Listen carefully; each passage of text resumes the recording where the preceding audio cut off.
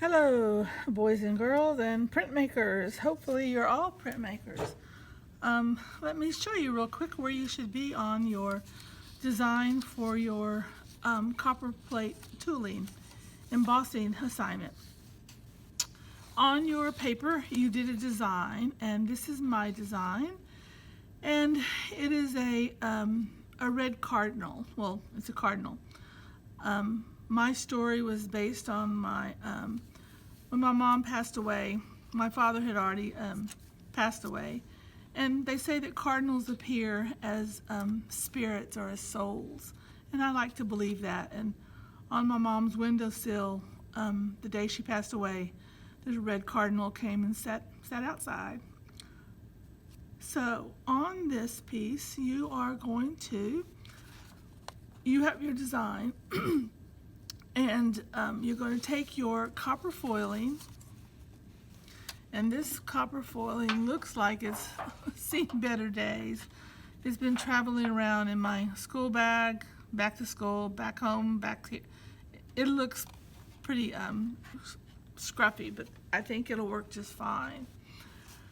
You need to have either a magazine or your cardboard template would work, or this is an old mouse pad that's, I'm embarrassed at how dirty it is, but the mouse pad would work also. It's going to go underneath your copper foiling. You're going to take your drawing, line it up on your copper foil, and then you're going to put two small pieces of tape to hold it in place while you draw your design. So that's holding it in place, and you can see my tape on each end that's holding it. Underneath, I'm going to start with a magazine so I can see how the difference between the magazine, and then I'm going to trade off and I'm going to put my piece of cardboard. You want something that's kind of thick and kind of squishy, because you want it to resist. You don't want to do it on a hard surface, like a hard table or a hard desktop, because you might punch a hole through your foil. In your material pack, you also got some type of a tool. And in the meantime, I ordered some more tools, different kinds.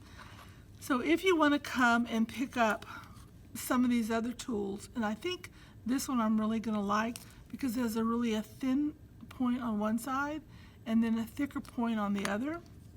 This tool is kind of like an X-Acto knife in that you can trade tools, or points I should say. So I can put this one in, and this has a nice big round one which is bigger than this one.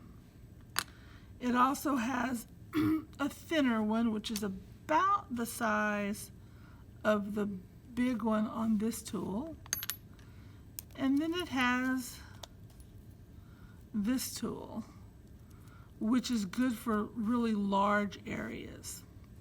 Some of you in your tool pack, I believe, had something like this. This end is good for drawing. If you don't have those tools and you're not going to come pick up another tool for your embossing, a pen that's out of ink works perfect. If you have a pen that just won't write, perfect thing. This is about the same size as this. If you have the end of a paintbrush, this round end would also work nicely for embossing. And I found this is a skewer. This is a little pointy, but if I break the tip off of that skewer so it's a little bit dull, like that, that one still worries me a little bit, but I'm going to try it anyway. I think those things might work nicely. So you're going to take your drawing and you're going to trace it right onto your, I'm going to start with, what do I want to start with? I'm going to start with this. I'm going to see how it works. I'm going to trace my outside edge. You can also do this with your pencil. In fact, it might not be a bad idea. I think I will, so I can see what I've traced and what I haven't. Or I could do it with a pen that works, again, so I can see what I've done. Let me just find one that works.